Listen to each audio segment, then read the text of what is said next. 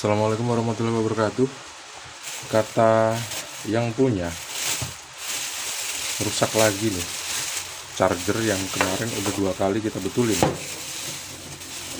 Kita akan buktikan kerusakannya seperti apa dengan cara colokin ke T seperti ini, terus dicolokin ke arus listrik 220 volt. Bismillahirrahmanirrahim.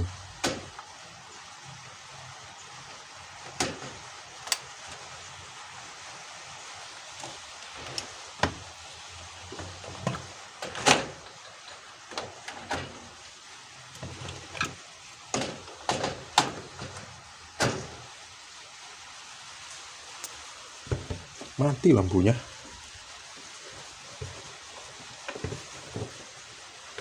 Kenapa nggak hidup sama sekali? Ayo coba kita cabut dulu ya.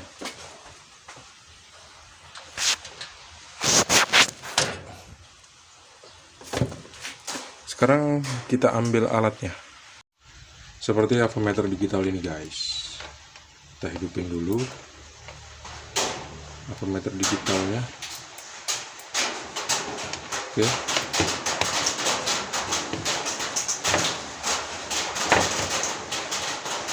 Kita taruh di sini.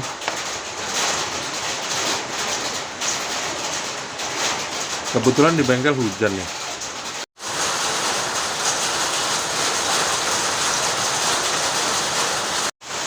Sekarang yang pertama harus kita lakukan adalah cek kabel stekernya.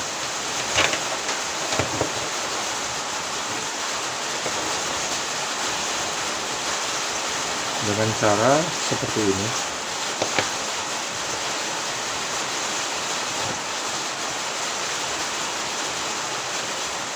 Dia nyambung, yang satu kita cek yang satu lagi nyambung apa enggak kira-kira. Ternyata yang satu juga nyambung gitu, nggak ada masalah. Terus ini kan ada fuse, bisa coba kita buka fuse-nya.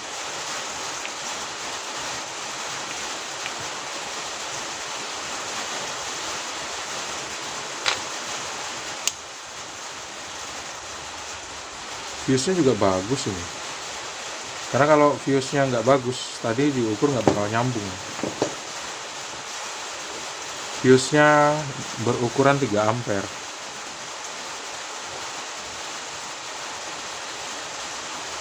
Kita tes ya, fuse-nya putus apa enggak. Fuse-nya masih dalam keadaan baik guys. Fuse-nya boleh kita pasang lagi nih ya. Caranya masukin dulu di sini, terus kita ketatin seperti ini, dan sobek aja sampai dia benar-benar ngunci ya. Udah nih. Karena kabel stekernya bagus, sekarang kita coba buka aja solasinya supaya kita bisa menjangkau bagian dalamnya ya. Banyak petir di bengkel guys.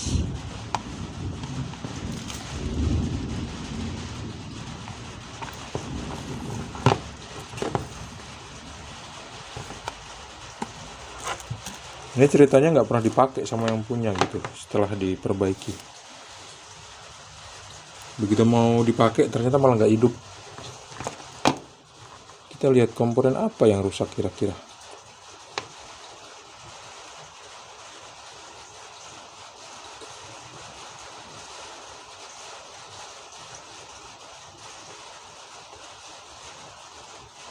Di dalam ada fuse.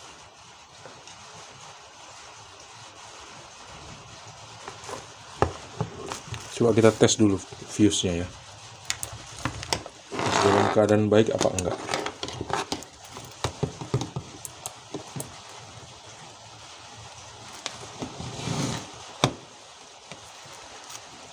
Kalau fuse-nya masih dalam keadaan baik, nanti dia bakal muncul angka seperti ini ya, 011.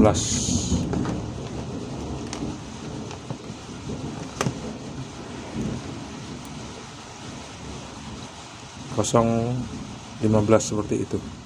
Ini dia fuse-nya.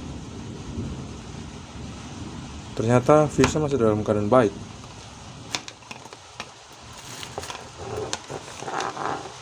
Coba kita cabut dulu. Seperti ini. Kita lihat bagian bawahnya. Bagian bawahnya sih kelihatan oke. Saya ngelihat ada resistor yang berjamur itu di tengah-tengah video ini. Ada resistor yang paling sudut itu, dia berjamur. Ini dia. Ukurannya sekitar berapa itu? 100 ohm.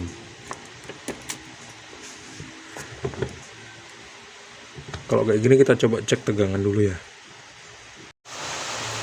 Ini harus dilakukan dengan sangat hati-hati ya, karena melibatkan listrik tegangan tinggi 220 volt AC, dan yang sedang kita utak-atik adalah bagian regulator atau power supply.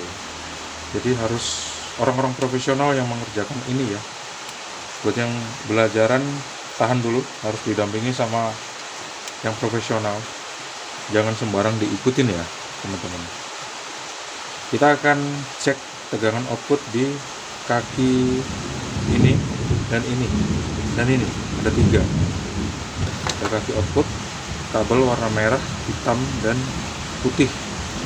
Merah kaki yang ini, hitam yang ini, putih yang ini.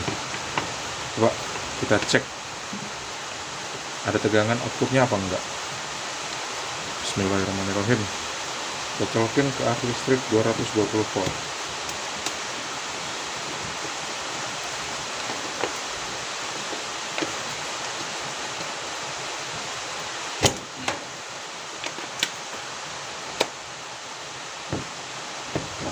Oke, udah saya colokin.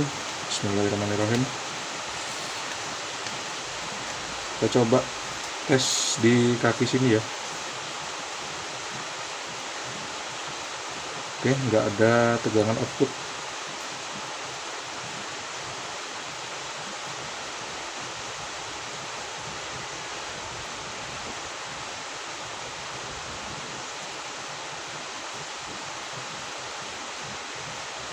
Nggak ada tegangan output sama sekali. Kita bisa coba tes untuk mengetahui di arus listriknya ini masuk apa enggak gitu ya. Kita harus pakai ring alternating current atau AC seperti ini, 750 volt, pakai yang besar aja. Kita tes, kita colokin, terus kita tesnya di sini ya. Ada listrik masuk sebesar 233 volt. Kita matikan dulu. Bos, jangan dipegang bagian sini karena biasanya masih ada setrumnya. Kita lihat ini ada elko, kaki elko ini ya, kaki ini dan ini, yang positif sebelah kiri, yang negatif sebelah kanan. Sekarang coba kita tes di elko nya ada tegangan apa enggak. Pakai ring 1000 volt DC. Kita colokin ke arus listrik 220 volt. Sekarang kita tes ada tegangan DC di elko sini apa enggak. Ada tegangan sebesar 330 volt. Oke.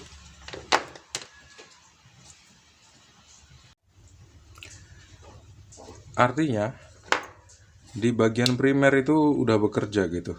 Tapi saya ngeliat agak ada yang mencurigakan gitu, karena ada logam di dalam sini yang nempel di sini tadi.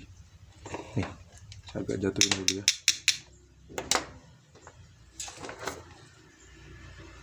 Saya ketok-ketok dulu. Nah, ada logam ini, ada kaki komponen loh guys yang masuk ke dalam sini. Mungkin karena itu terjadi korsleting di bagian sini. Ada kaki komponen, nggak tahu dari mana ini, kok bisa masuk. Ini sih kayaknya kaki strapless, ya, bukan kaki komponen. Tapi kenapa bisa masuk ke dalam sini? Saya juga heran kenapa kok bisa masuk ke dalam sini ya. Masuk ke dalam celah-celah cover ini kayaknya. Terus ngentam kaki-kakinya ini akhirnya korslet. Sekarang coba kita tes diodanya ya. 2 buah dioda ini. Kakinya ini. Bukan ini. Dan ini. Masih bagus apa enggak? Pakai ring dioda. Kayak gini ya. Oke. Kita tes. Jangan lupa dicabut dari arus listrik 220 volt ya.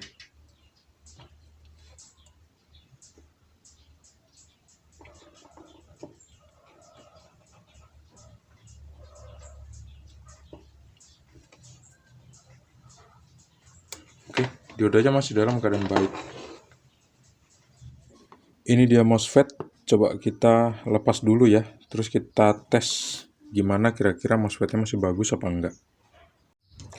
Tahan dulu. Saya kok merhatiin kaki dari dioda ini kok kayaknya lepas ya. Dioda kaki 3 nih. Coba saya bersihin dulu kakinya. Ternyata soldernya masih bagus. MOSFET-nya udah saya lepas. Ini dia. Tipenya adalah SVD berapa nih? Ketutupan ya. Ketutupan sama lem. Atau ketutupan cairan-cairan pengaman. SVD 5N60 60R 60P. SVD 5N60F 600 volt ini, 5 ampere. Kita cek ya.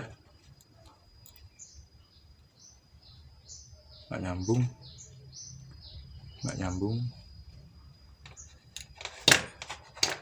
Kita bisa lihat di avometer digital, kalau misalnya nyambung kan dia bakal keluar angka ya. Angkanya gede banget.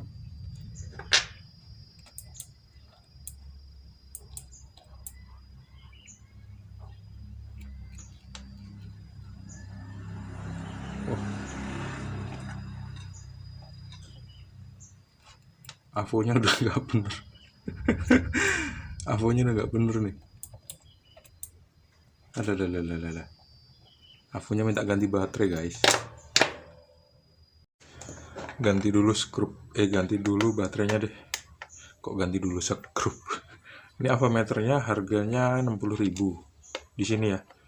Dan baterainya tahu nggak guys harganya berapa?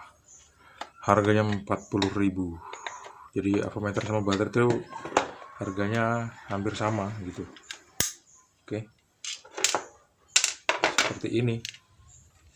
Tapi beda sih, yang ini kan ABC aja. Kalau yang saya beli ini ABC alkalin. Mirip-mirip sih. Ini alkalin dari ABC juga. Seperti ini.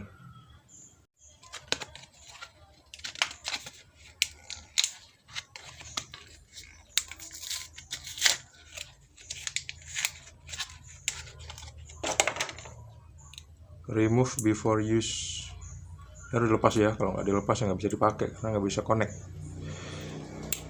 Saya pikir kertas, rupanya solasi guys.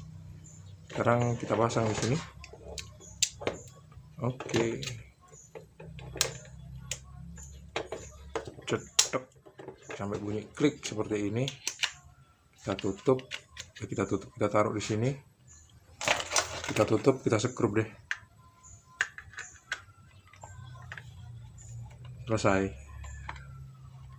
Kalau bisa jangan sampai nggak pas ya, kalau bisa pas banget. Nah, avometer tuh kalau udah diganti kayak gini tuh, nggak muncul lambang baterainya lagi ya. Tuh, kalau kita ukur sekarang 018 tanpa hambatan ya, 017. Sekarang langsung kita cek MOSFET-nya kira-kira masih dalam keadaan baik apa enggak. Ternyata MOSFET-nya nggak nyambung sama sekali. Oke, sekarang coba kita bandingin sama MOSFET yang lain ya. MOSFET itu kakinya sama, cuman voltase dan ampernya aja yang beda. Kita bandingin sama MOSFET yang ini nih, yang 10N60. Kalau yang sebelumnya kan 5N60. Oke, sekarang kita cek ya, kita bandingin kira-kira perbedaannya apa gitu ya. Tuh, kalau dibalik nggak nyambung sama sekali, kalau diginiin nggak nyambung sama sekali, kalau diginiin juga nggak nyambung sama sekali. Artinya MOSFET-nya dalam keadaan baik. Yang MOSFET 10N60 ini dalam MOSFET yang 5N60 ini dalam keadaan baik. Dan MOSFET-nya akhirnya saya pasang dan saya solder lagi. Sekarang coba kita tes outputnya ya. Kalau outputnya ada tegangan di elko ini, yang 2 buah ini kan primer, ini sekunder. Dari tengah trafo ke sana kan sekunder. Kalau di elko ini ada tegangan, berarti bagian primernya itu dalam keadaan baik.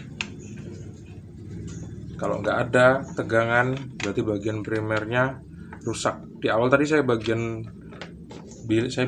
di bagian primer bagus ya. Dan sekarang coba saya tes lagi. Kalau misalnya di output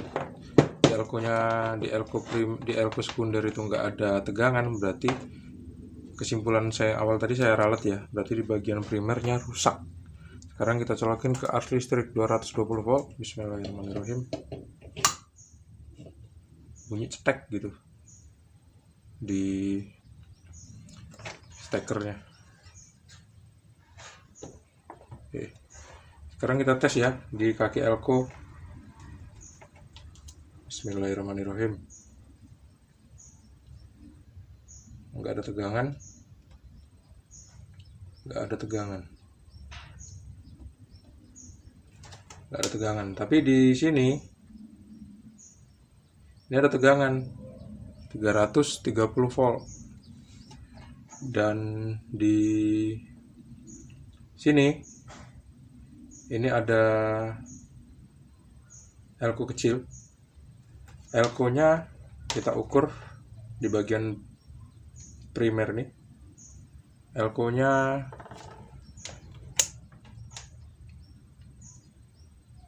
ada tegangannya 1,3 volt. Coba kita cek elko yang bagian primer, elko yang kecil ya. Dan sekarang kita udah tahu bahwa bagian primernya ternyata rusak. Ini dia elko yang saya bilang barusan, elko kecil. Ini coba kita cek dulu. Kalau elko ini rusak, biasanya bagian primernya bermasalah. Ini dia elko-nya 50 volt 22 mikrofarad. Warnanya hijau seperti ini.